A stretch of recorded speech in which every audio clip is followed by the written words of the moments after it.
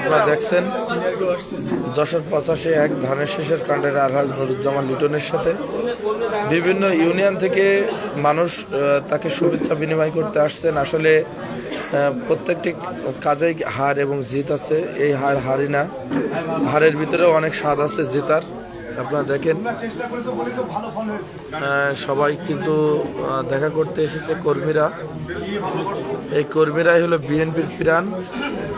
এই ধুলিস্বাদ বিএনপিকে আগামী দিনে আরও সুন্দরভাবে গঠিত হবে সেই প্রত্যাশা নিয়ে আগামী দিন সবাইকে এগোতে হবে। আপনারা দেখতে পাচ্ছেন প্রিয় নেতা আলহাজ নুরুজ্জামান লিটন তার কর্মীদের সাথে শুভেচ্ছা বিনিময় করছেন। দেখেন ভাই একটু দেখেন,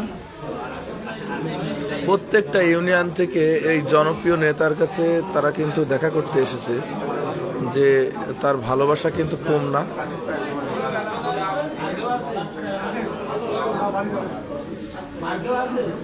আমাদের সাথে এই মুহূর্তে যারা লাইভে যুক্ত হয়েছেন আপনাদের জানার চেষ্টা করছি, যশোর 85 শার্শা উপজেলা ধানের শীষ মনোনীত প্রার্থী আলহাজ নুরুজ্জামান লিটনের প্রধান নির্বাচনী কার্যালয়ে নেতৃবৃন্দ কিন্তু দেখা করতে এসেছেন। উপস্থিত জনতা এখানে কিন্তু উপস্থিত আছে। আপনারা দেখেন এখানে অনেক মানুষ, তারা কিন্তু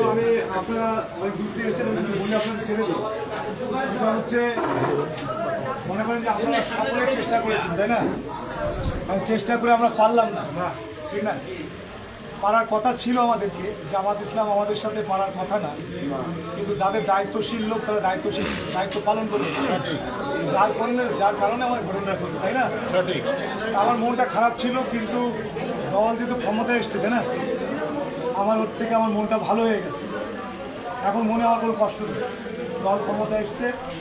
আমার রাত পর্যন্ত আমার মন খারাপ ছিল যে জামাত ক্ষমতা আসে কিনা, যেভাবে তাদের ফেসবুকে যেভাবে ডাটা দেখছিলাম, মনটা ব্যাপক খারাপ হয়ে গেছে।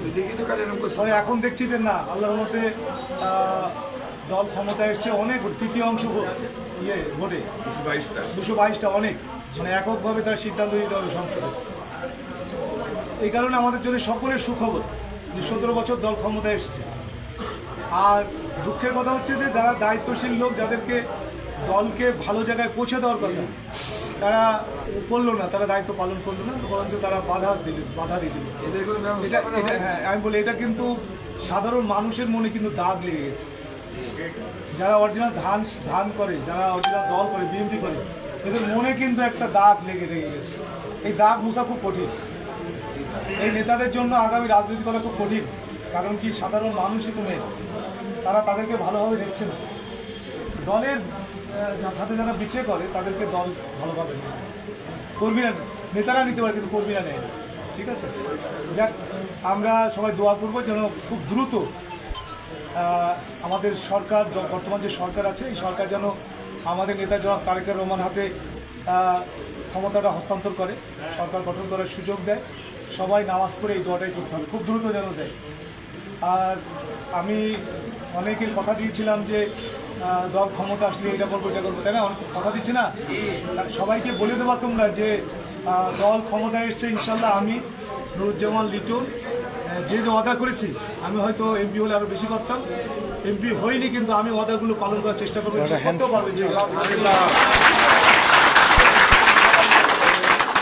যেহেতু দল আমাকে নমিশন দিয়েছে, দল আমাকে ফেলে দেবে না, ঠিক আছে? দলের আমরা যারা নমিশন পেয়েছিলাম, দল আমাকে ফেলে দেবে না। দল আমাকে নমিশন দিয়েছে, নিশ্চয় ভালোবেসে দিয়েছে এবং মনে করেছে যে হ্যাঁ, আমি দায়িত্বশীল লোক, দলের একজন দায়িত্বশীল লোক, আমি দলের সাথে বেইমানি করবো না, দলের দুর্দিনে আমি বেইমানি করবো। দল কিন্তু এখন চিন্তা করছে যে দুর্দিনে কারা বেইমানি করবে না, সেই নেতাগুলো কারা। ঠিক, দল এরকম লোক একদম মানে তোমার একদম মানে কি বাছাই করে তুলবে আগামী দিনে, ঠিক আছে? কারণ তুমি দলের দায়িত্বশীল জায়গায় থাকবা, দলের সাথে বেইমানি করবা, কর্মীরা বিপদে পড়ে যাবে। আজকে সকাল থেকে বিভিন্ন জায়গায় জামাতের সাথে আমাদের কর্মীদের মারামারি বেড়ে গেছে, ঠিক না? নেতাদের সাথে হচ্ছে না, কিন্তু হচ্ছে কর্মীদের সাথে। মার খাচ্ছে কর্মীরা, মার খাচ্ছে, আবার আমাদের কর্মীরাও মারছে, ঠিক না? এইটা হচ্ছে। আর লোক এখন আর দেবে না এই কারণে, শোনো, আমি বলি তোমার দল সোজা হয়ে যাবে দেখবা। তারেক রহমান খুব কঠিন একটা লিডার। ম্যাডাম যেমন কোমল হৃদয়ের মানুষ ছিলেন, তারেক রহমান কোমল হৃদয়ের মানুষ, কিন্তু উনি খুব কঠিন মানুষ। ওনার কাছে উনি নির্বাচন করেছেন, ওনার কাছে অনেক বায়োডাটা আছে। মানে আমি হয়তো আপনি অবাক হয়ে যাবেন, বিশ্বাস করে বিয়ে করবেন, আমি জানি না আমি শাসক উপজেলায় কী হচ্ছে নেতাদের মধ্যে আমি জানি না। তারেক রহমান তার যে টিম কীভাবে আপনি আর আমি বাসায় কথা বলতেছি না, বউ মানে ভাবি আর আমি মনে করে কথা বলতেছি, বা আপনি আর ভাবি কথা বলছে, ওই জিনিসটা রেকর্ডিং হচ্ছে। ও নিজেও জানে না, কিন্তু তার ওয়াইফ আর সে কথা বলছে আর ওটা রেকর্ডিং হচ্ছে, এবং সেটা চেয়ারম্যান জানতে পারছে কী কথা হচ্ছে, ওর সাথে স্বামীর সাথে কী কথা হচ্ছে উনি জানতে পারছেন। তো নির্বাচনটা উনি ওইভাবে করেছিলেন। আমাকে বলেছিল যে তুমি এত ভোটে পিছিয়ে আছো, গত 3 দিন আগে। তারপর দিন বলে যে না তুমি একটু আগিয়ে আছো। যখন কনফার্ম হলাম যে আমি পাশ করবো, তখনই আমাদের নেতারা পাগল হয়ে গেল। নির্বাচনে একদিন আগে পাগল হয়ে গেল। যখন প্রশাসন বললো হ্যাঁ লিটন ভাই এবার ডান পাশ হয়ে যাবে, হ্যাঁ সকলে বিশ্বাস করলো যে আমি পাশ করে যাবো, তখন আমাদের নেতাদের মাথা খারাপ হয়ে গেছে, কীভাবে এটাকে ইয়ে করা যায়, নষ্ট করা যায়। সেটাই করেছে তারা। মানে 13,000 ভোটের একটা ব্যবধান হয়ে গেছে। 25,000 ভোটের 13,000 ভোট আমি পাইলে আমি পাশ করতাম, ঠিক ভাই? এটা হচ্ছে নির্বাচন চক্রবৃদ্ধি একটা সিস্টেম। 13,000 ভোট তো আমাদের নেতাদের মধ্যে অবশ্যই আছে, কেন দীর্ঘদিন তারা রাজনীতি করেছে, কেউ অনুসারী আছে না তাদের, তারা এটা করেছে। যাক, তারপরে আমি 95,000 ভোট পেয়েছি, তাই না? এটা তো কম ভোট না। 18 দিন নির্বাচন করেছেন ভাই, কতদিন? 18 দিন। একটা চেয়ারম্যানও তো পায় 1 মাস 2 মাস পায়, কিন্তু আমি পেয়েছি মাত্র 18 দিন। 18 দিনে আমি মানুষের দুয়ারে গিয়ে আমি বিএনপির মর্যাদা রাখতে পেরেছি। বিএনপিকে ছোট করতে পারিনি। 95,000 বিএনপি যে আছে, মানে আমি ছোট তো বড় কথা না, আমি ছোট হলে আমার কোনো আসে যায় না, একদিন আছে দুদিনে ভুলে যাবো। কিন্তু বিএনপি যদি ছোট হয়ে যায় তাহলে আপনারা কষ্ট পাবেন, বিএনপি কষ্ট পাবে, আমাদের মানুষ আমাদের টিটকারি করবে। যাক, আপনাদের আমি মানে কৃতজ্ঞ প্রকাশ করছি যে আপনারা দলটাকে ঠিক একটা মর্যাদার জায়গায় নিয়ে এসে দাঁড়িয়েছেন। 95,000 একটা ভোটটা একটা মর্যাদার জায়গায় আপনারা নিয়ে গিয়েছেন। এটা হচ্ছে এটা আপনাদের কাছে আমি কৃতজ্ঞ, এবং দলও কৃতজ্ঞ আপনাদের কাছে। তা আমরা চাই যে আগামী দিনে একটা রিফ্রেশ দল হোক। বিএনপি আপনারা কি চান? বিএনপি যারা দলের সাথে বেইমানি করবে না,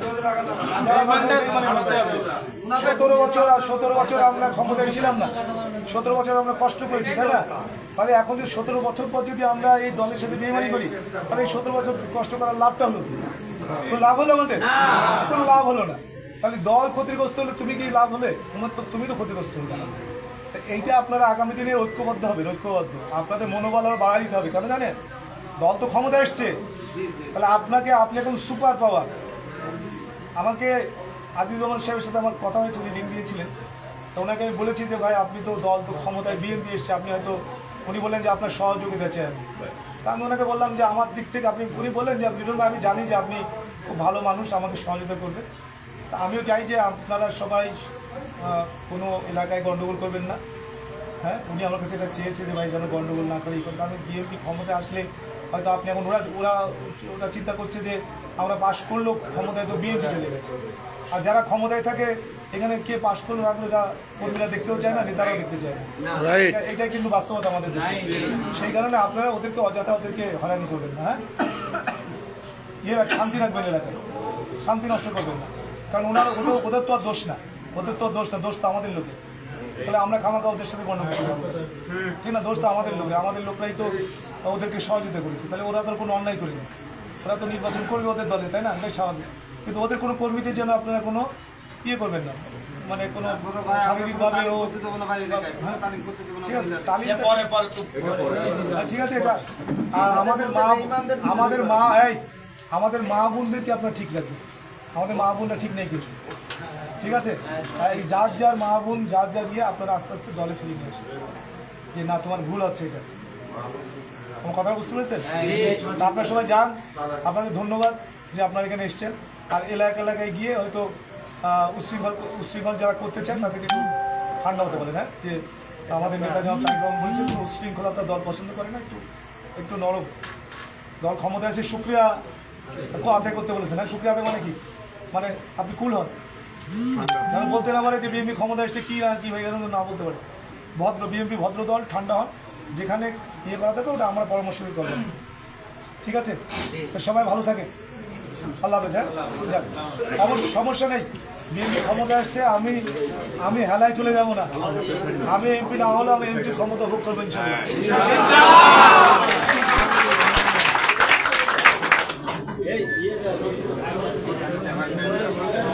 প্রিয় ভিউয়ার্স, আপনারা দেখতে পাচ্ছেন আমরা কিন্তু আছি পার্টি অফিসে। নেতৃবৃন্দ প্রিয় নেতার সাথে কিন্তু কুশল বিনিময় করতে এসেছে। হ্যাঁ, দাও দাও দাও দাও দাও দাও দাও দাও দাও। লিটন ভাই ভয় নাই, হ্যাঁ হ্যাঁ, দাও দাও। রাজপথ ছাড়ি নাই, লিটন ভাই ভয় নাই, রাজপথ ছাড়ি নাই, লিটন ভাই ভয় নাই, লিটন ভাই ভয় নাই, চার মাটিতে লিটন ভাইকে চাই, প্রিয় ভিউয়ার্স, আপনারা দেখেন নেতৃবৃন্দ কিন্তু প্রিয় নেতার সাথে কুশল বিনিময় করতে এসেছেন। আসলে তারা এই হারকে মেনে নিতে পারছেন না যে নিজ দলীয় কোন দলের কারণে এই হার। আপনারা দেখতে পাচ্ছেন পার্টি অফিসে প্রিয় নেতৃবৃন্দ কিন্তু কুশল বিনিময় করছেন নেতার সাথে।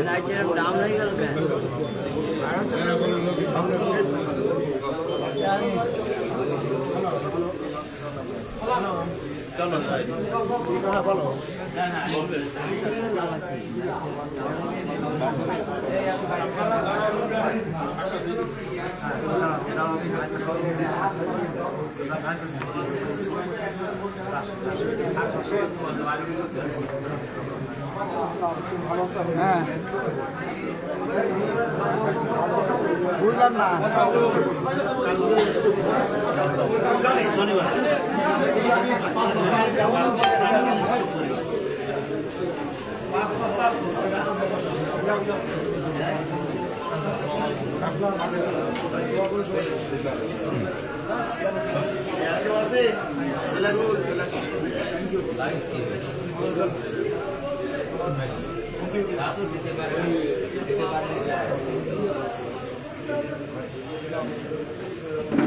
রাজাপুরের কি অবস্থা হলো?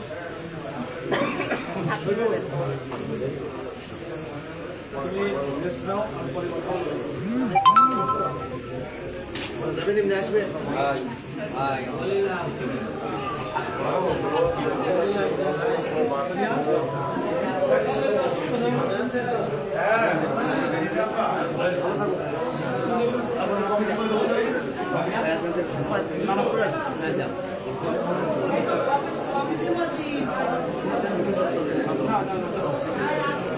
এই মুসা ভাই,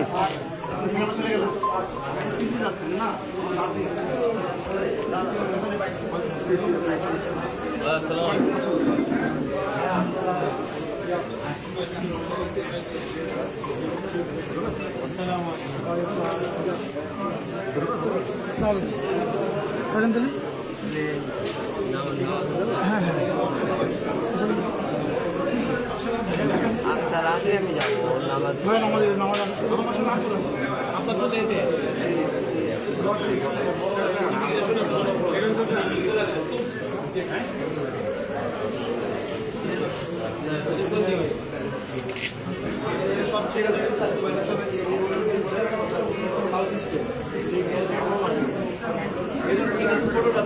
ভিউয়ার্স, আপনার আমাদের সাথে যারা লাইভে যুক্ত হয়েছেন আপনারা দেখতে পাচ্ছেন যশোর 85-1 ধানের শীষের কাণ্ডারি আলহাজ নুরুজ্জামান লিটন তিনি তার নির্বাচনী কার্যালয় থেকে নেতাকর্মীদের মাঝে শুভেচ্ছা বিনিময় করছেন। আগামীতে একটি পরিপূর্ণ পরিশুদ্ধ বিএনপিকে উপহার দেবে, সেখানে থাকবে না কোনো মারামারি, কাটাকাটি, হানাহানি, গ্রুপিং।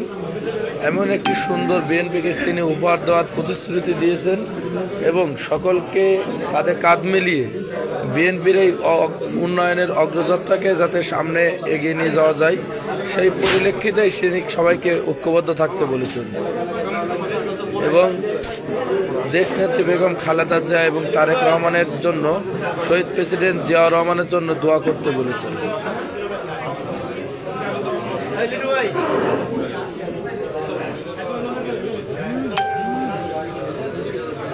না আমার ওই ব্যাগটা নিয়ে আসছি ওই এমনি যাবি কি ওই মাথায় ওই ব্যাগ দিয়েছে দেখ ওই মাথা এ রাহান ওই ব্যাগটা দাও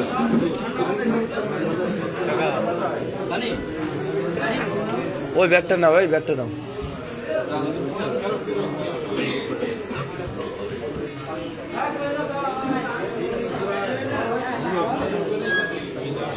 ধন্যবাদ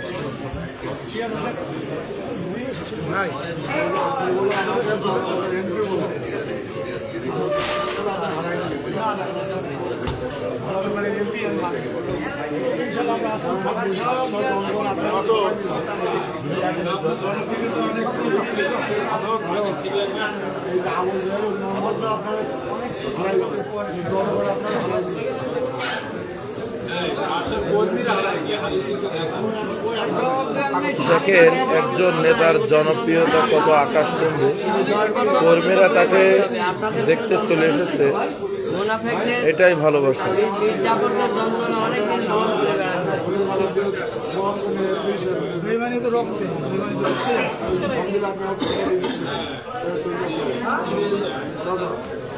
আর জনগণ আমাদেরকে ঠকায়নি, আমার ভাই ঠকায়নি, জনগণের এমপি আপনি। আমি একটু ইয়েতে ওই যে আলমগীরের দেখে আসি সামনে তুমি বসো, আমি একটু আসি।